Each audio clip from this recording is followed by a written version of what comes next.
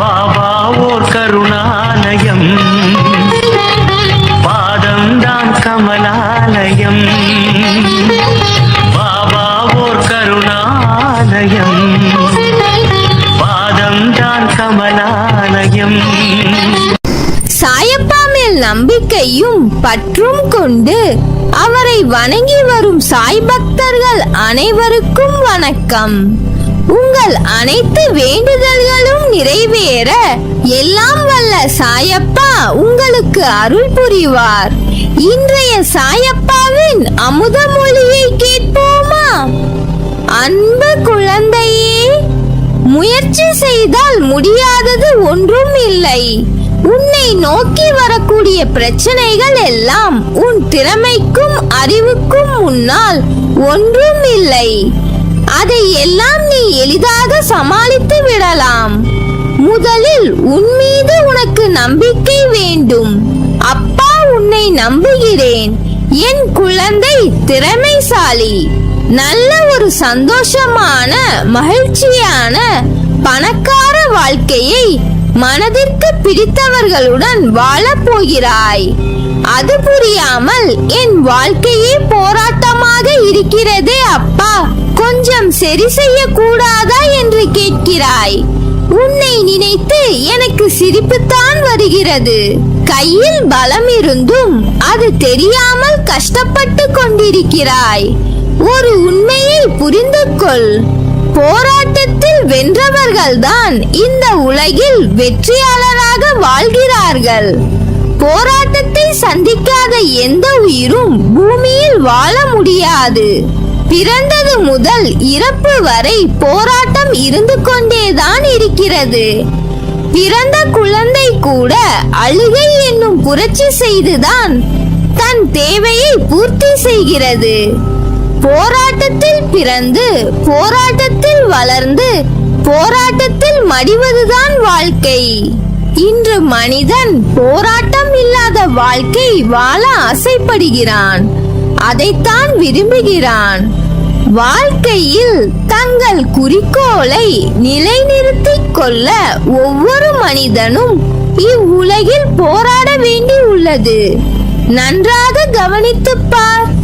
நீ ஒவ்வொரு பிரச்சனையாக தாண்டி வரும்போது உன் வாழ்க்கை முன்பை விட ஒரு மடங்கு உயர்ந்திருக்கும்.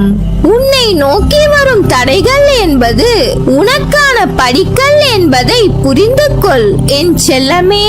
அந்த நேரத்தில் அது மிகப்பெரிய பிரச்சனையாக இருக்கலாம். அதுவே கொஞ்சம் நாள் கழிந்த பிறகு இதற்குத்தானா இவ்வளவு பயந்தோம் என்று நீயே நினைத்து நினைத்து சிரிப்பாய். பூந்தோட்டத்தில் ஒவ்வொரு நாளும் புது புது மலர்கள் பூப்பதுண்டு. ஆனால் அவை நிலைப்பதில்லை. அதுபோலத்தான் வாழ்க்கை எனும் பூந்தோட்டத்தில் இன்பம் துன்பம் வருவதும் போவதும். எவ்வாறு பூந்தோட்டத்தில் மலர்ந்த ஒரு பூ நிலைப்பதில்லையோ அதே போல்தான் வாழ்க்கையும். கஷ்டங்கள் மட்டுமே நிரந்தரம் இல்லை. வாழ்க்கையில் உங்களுக்கு அழுவதற்கு 100 காரணங்கள் இருந்தாலும் சிரிப்பதற்கு என்னிடம் 1000 காரணங்கள் இருக்கிறது என்று வாழ்ந்து காட்டு. நேர்மையான வாழ்க்கை பாதை என்பது முட்கள் நிறைந்த காடு, முரடான பாதைதான். இந்த பாதையில் பிறரின் அவமான பேச்சுக்களும் பழி சொற்களும் நியாயமில்லாத விமர்சனங்களும் தான் நிறைந்திருக்கும். முட்கள் இல்லாத தோட்டம் இல்லை. அதுபோலவேதான் போராட்டம் இல்லாத வாழ்க்கையும் இல்லை. வாழ்க்கையை அழகானதாக மாற்றிக்கொள்வது நம் கையில் தான் உள்ளது.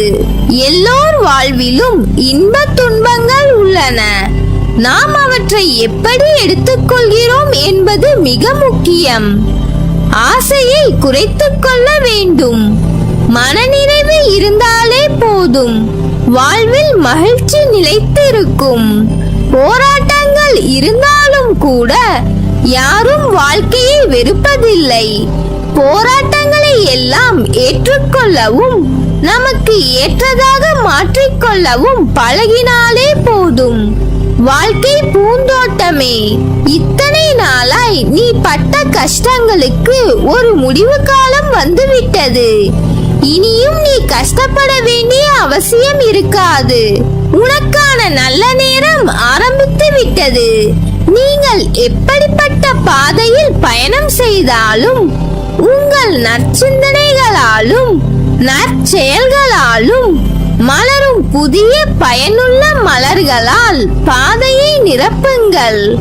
வாழ்க்கை பயணம் இனியதாய் அமையும்.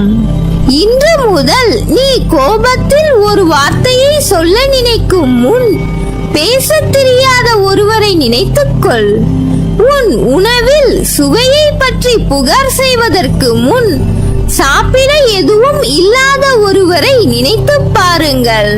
உன் கணவன் அல்லது மனைவி பற்றி புகார் செய்யும் முன் ஒரு துணைக்காக கடவுளிடம் கூக்குரலிடும் ஒருவரை நினைத்து பாருங்கள்.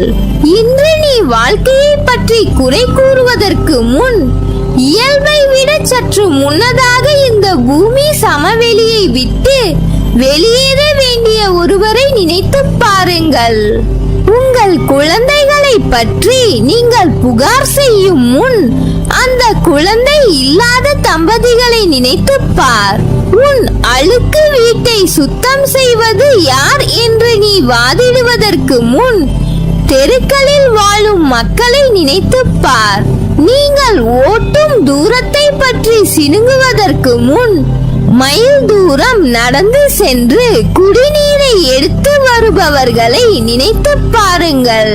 நீ சோர்வாக இருக்கும் போது மற்றும் உன் வேலையை பற்றி புகார் செய்யும் போது வேலையில்லாதவர்களையும் உனது வேலை கிடைக்குமா என்று விரும்புபவர்களையும் நினைத்து பார்.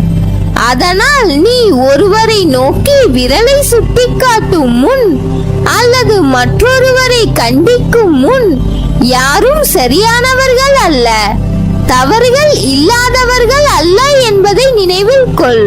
மேலும் மனசோர்வடைந்த எண்ணங்கள் உங்களை வீழ்த்துவது போல் தோன்றும் போது உங்கள் முகத்தில் ஒரு புன்னகையை வைத்துக் கொண்டு நீங்கள் உயிருடன் இருக்கிறீர்கள் என்று நன்றியுடன் இருங்கள்.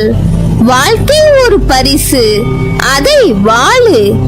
அதை அனுபவிக்கவும் கொண்டாடவும் முதலில் உனது மனதை சுத்தப்படுத்திக் கொள். உன் மனம் தெளிவானால் உனது வாழ்க்கையும் தெளிவாகும். அதை விட்டுவிட்டு தேவையில்லாத சிந்தனைகளுக்கு செவி கொடுத்து தலையசைத்துக் கொண்டு இருக்கிறாய். அதை முதலில் மாற்றிக்கொள். மாற்றான் விஷயத்தில் தலையிடாதே. நண்பனானாலும் சரி, உறவுகள் ஆனாலும் சரி, அவரவர் விதி, அவரவர் வேலைகளை அவர்கள் பார்த்துக் கொள்வார்கள். தேவையில்லாமல் நீ எதற்கு முன் வருகிறாய்? பிறகு நீதான் வருத்தப்படுவாய். போதும் குழந்தாய், பார்த்து பார்த்து நீ செய்தது உதவியது. என்ன உதவி செய்தாலும் கடைசியில் கெட்ட பேர் உனக்குத்தான். உனக்கே பல கஷ்டங்கள், தீர்க்க முடியாத சுமைகள் இருக்கின்றன. இதற்காக தினமும் என்னிடம் அலைந்து கொண்டிருக்கிறாய். எவரும் உன்னை கொண்டாடப் போவதில்லை. நீ மாற்றான் நலனுக்காக புதிய வழியை தேடிக்கொண்டிருக்கிறாய்.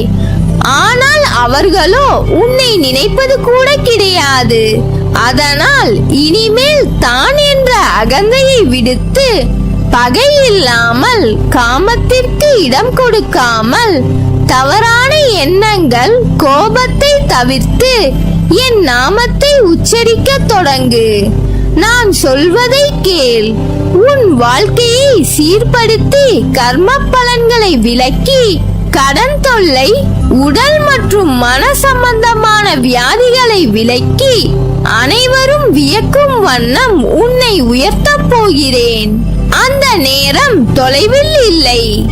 காத்திரு. அப்பா, நான் இருக்கிறேன். கலங்காதே. நல்லதே நடக்கும். நீ என் பரிபூர்ண அருளும் ஆசீர்வாதமும் அன்பும் பெற்ற என் செல்ல பிள்ளை.